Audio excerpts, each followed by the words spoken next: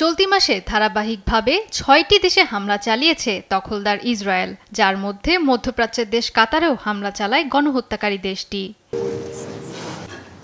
কাতারে হামলার ঘটনায় বৃহস্পতিবার নিন্দা জানিয়েছে জাতিসংঘ, তবে পরিষদের বিবৃতিতে আশ্চর্যজনকভাবে নাম উল্লেখ করা হয়নি ইসরায়েলের।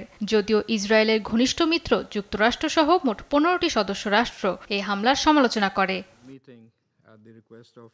কাতারের প্রধানমন্ত্রী শেখ মোহাম্মদ বিন আব্দুর রহমান আল থানি নিরাপত্তা পরিষদে জানান, ইসরায়েলি আগ্রাসনের শিকার হওয়া সত্ত্বেও গাজায় শান্তি ফিরিয়ে আনার চেষ্টা অব্যাহত রাখবে তার দেশ। কোনোভাবেই যুদ্ধ বন্ধে মধ্যস্থতাকারীর ভূমিকা থেকে পিছু হটবে না। আমরা সম্পূর্ণভাবে মধ্যস্থতা ও শান্তিপূর্ণ সমাধানে বিশ্বাসী। এজন্য বিশ্বব্যাপী কাতারের ভূমিকা প্রশংসিত হচ্ছে। যুক্তরাষ্ট্র এবং মিশরের যৌথ সহায়তায় হামাসের হাতে আটক ১৪৮ জন জিম্মিকে মুক্তি দিতে সক্ষম হয়েছি। কিন্তু আমাদের ভূখণ্ডে হামলা চালানোর মাধ্যমে ইসরায়েল প্রমাণ করেছে তারা শান্তিতে বিশ্বাসী নয়। ফিলিস্তিনের জনগণের দুর্ভোগকে তারা দীর্ঘস্থায়ী করতে চাচ্ছে।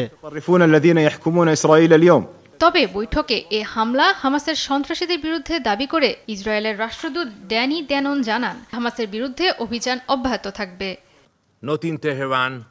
এই হামলার মাধ্যমে এখানে উপস্থিত সবার কাছে আমরা সন্ত্রাসী নিধনের বার্তা পৌঁছে দিতে চাই। গাজা, তেহরান, দোহা, কোথাও এই সন্ত্রাসীদের জন্য নিরাপদ আশ্রয় নেই।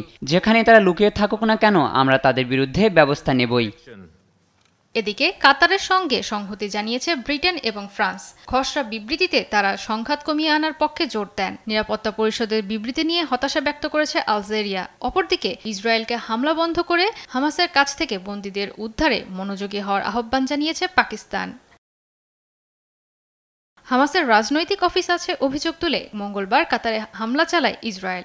এতে অন্তত ৬ জন নিহত হন। জয়া সরকার, নিউজ ডেস্ক, দেশ টিভি।